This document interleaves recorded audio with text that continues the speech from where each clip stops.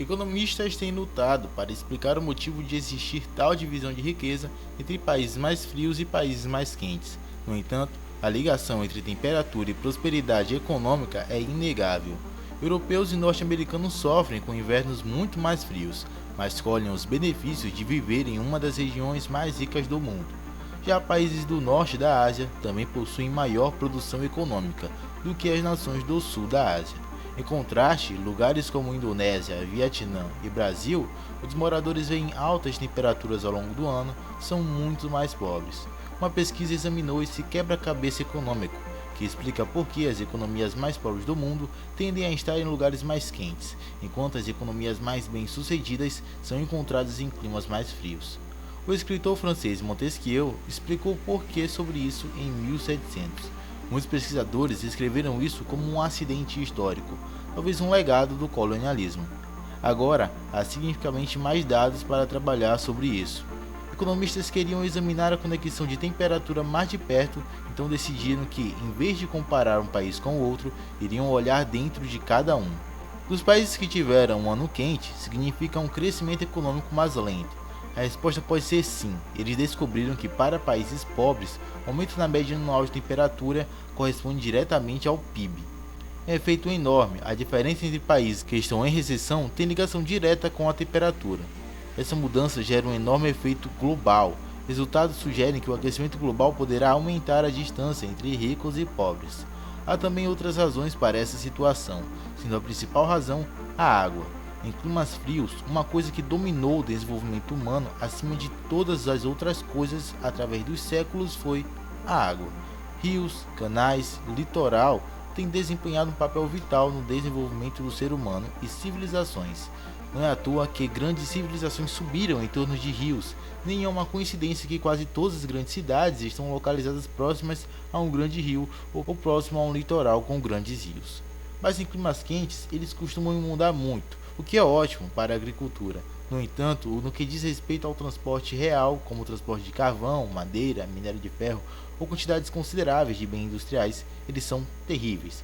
O fluxo de água de rios em climas mais quentes pode crescer ou encolher 80 vezes por ano. Isso porque em climas quentes você encontra estações de chuvas com chuvas maciças nessas áreas. As inundações são extremamente destrutivas. Não é coincidência que a história sobre a destruição do mundo e a Arca de Noé é sobre uma inundação no Oriente Médio. Em países como Holanda e Reino Unido, as chuvas são bastante constantes e também moderadas. Isso mantém os níveis da água nos rios e canais cavados o bastante para deixar eles constantes. Portanto, tanto o inglês como o holandês poderiam usar os rios como canais para transportar muitos bens. Na verdade, toda a Europa tem muitos rios e canais que tornam superior para o transporte.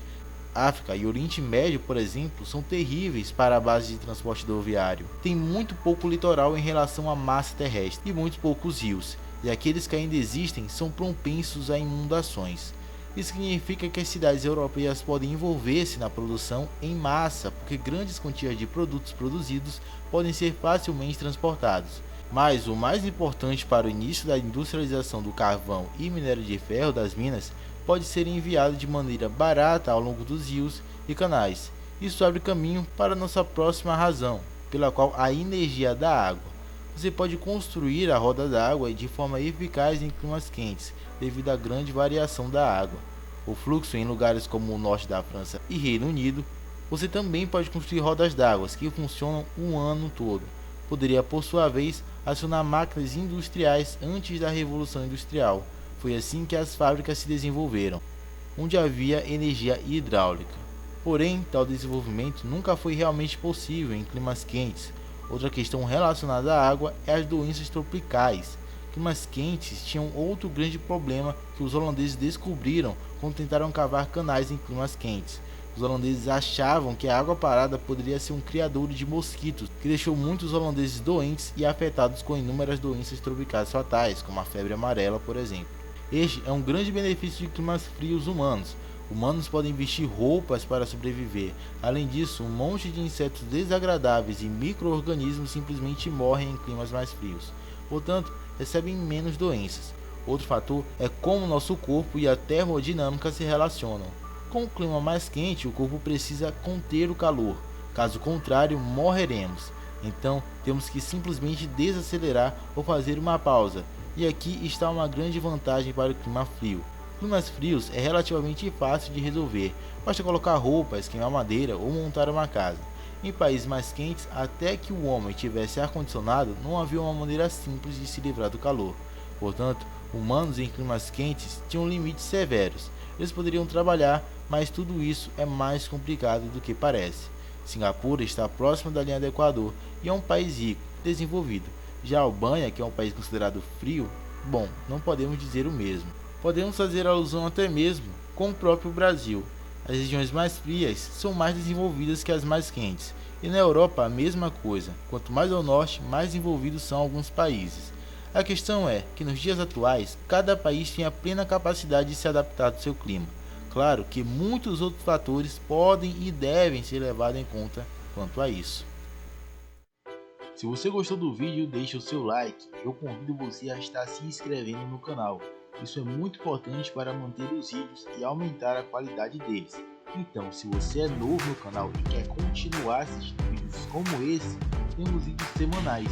Eu convido você a estar clicando no botão vermelho de se inscrever e dando um like no vídeo. Assim, novas pessoas irão conhecer o canal. Muito obrigado por ter chegado até aqui e seja bem-vindo ao Planeta Flow.